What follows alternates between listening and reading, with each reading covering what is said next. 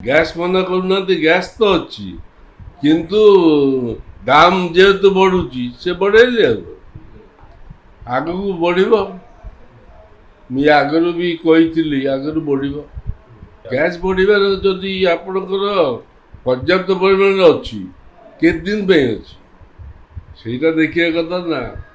ପୁଣି ଯୋଉ କିଣୁଛନ୍ତି ଅବିକା ତ କିଣିବା ଆରମ୍ଭ କରିଦେଲେନି ରାଶିଆଠୁ ମାସେ ପାଇଁ ସେ କହିଦେଲା, ତେଣୁ କିଣିବା ଆରମ୍ଭ କଲେନି, ସେମାନେ ବି ତ ବର୍ଦ୍ଧିତ ଦରରେ ବିକିବେ, ତେଣୁ ରେଟ୍ଟା ବଢ଼ିବ କିନ୍ତୁ ଅଭାବ ନାହିଁ, ଗ୍ୟାସ୍ର ଅଭାବ ନାହିଁ।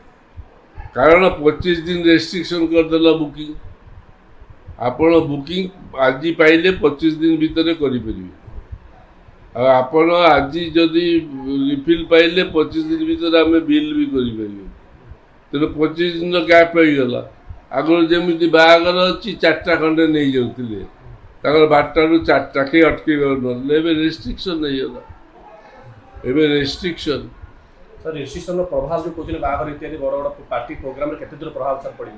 ପ୍ରଭାବ ବହୁତ ପଡ଼ିବ, ପ୍ରଭାବ ବହୁତ ପଡ଼ିବ, ପର୍ଯ୍ୟାପ୍ତ ପରିମାଣରେ ପ୍ରଭାବ ପଡ଼ିବ।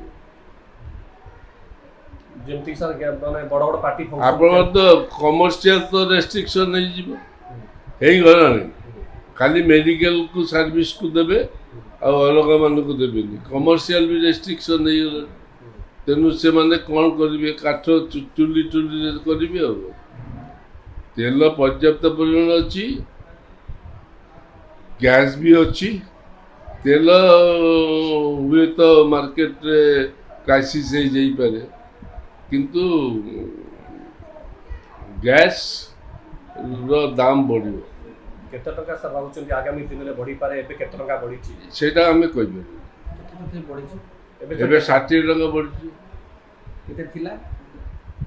ଆମର ଥିଲା 880 ଟଙ୍କା, ଏବେ 60 ଟଙ୍କା ବଢ଼ିଛି, 940 ଟଙ୍କା ହେଲା, 935 ଟଙ୍କା 50 ପଇସା।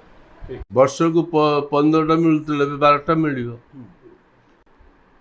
25 ଦିନରେ ଗୋଟାଏ ମାନେ ବର୍ଷକୁ 12ଟା ମିଳିବ। 25 12 360। ଆଗରୁ 15ଟା ମିଳୁଥିଲା, ସେଇଟା ବି ରେଷ୍ଟ୍ରିକ୍ସନ୍ ହେଇଗଲା।